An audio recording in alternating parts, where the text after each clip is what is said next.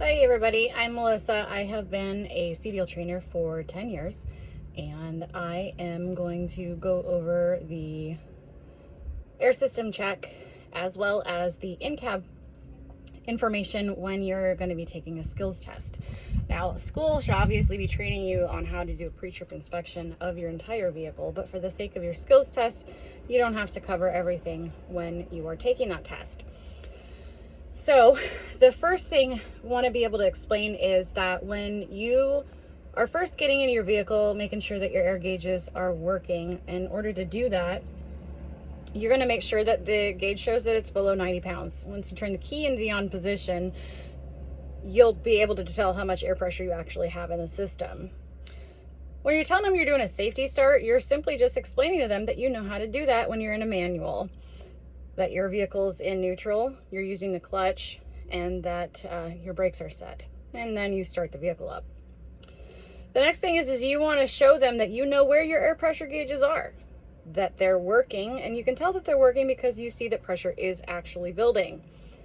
You're going to tell them the range that the governor cuts out at, which is typically between 120 and 140.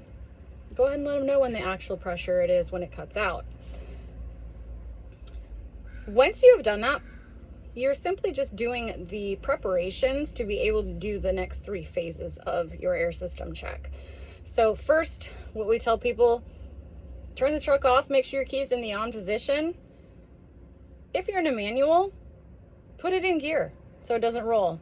When you push the brakes in, the parking brake and the tractor protection valve, wait for that to settle so that it's not hissing, there's no more air, you want it to stabilize. Pull your phone out, you can time it for 1 minute. You're simply going to tell the examiner that you're checking to make sure that if you're in a combination vehicle with an air brake trailer, that you're not going to lose more than 4 psi in that minute. One of the biggest things is people will tend to try and sound like they're giving a tutorial or a proper when they're speaking. We don't care about that. So focus more on making sure that you're actually saying the right things because you know what you're doing. So when you're doing that, you're going to go do your air system check. You're making sure your leakage rate, you're not losing more than 4 psi in a minute. So you're going to step on the brake pedal. You're going to tell them when you're starting your timer, which would be once the needle is stabilized after you've stepped on the brake pedal. Time it for a full minute. Shouldn't lose more than 4 psi. Once you've done that, confirm that you didn't lose more than 4 psi. The next step, you're going to make sure that your low air warning lights, devices, they're coming on at the appropriate pressure.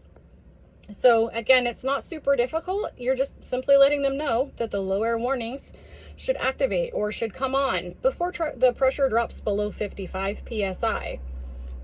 You're going to step on and off the brake pedal until the lights come on in your gauges and tell them when they came on. The final step, you're going to be letting them know you're checking that the tractor protection valve and parking brake, the valves close or the knobs are going to pop out between 20 and 45 psi.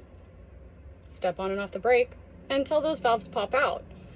Make sure that you're paying attention to them both coming out at the same time. You don't want to accidentally fail your test because you weren't paying attention, didn't see that they both didn't come out at the same time. That's the entire process for doing the air system check. And it's not difficult as long as you know what you're doing and have an understanding of it. We'll go ahead and do the in-cab system in the next video.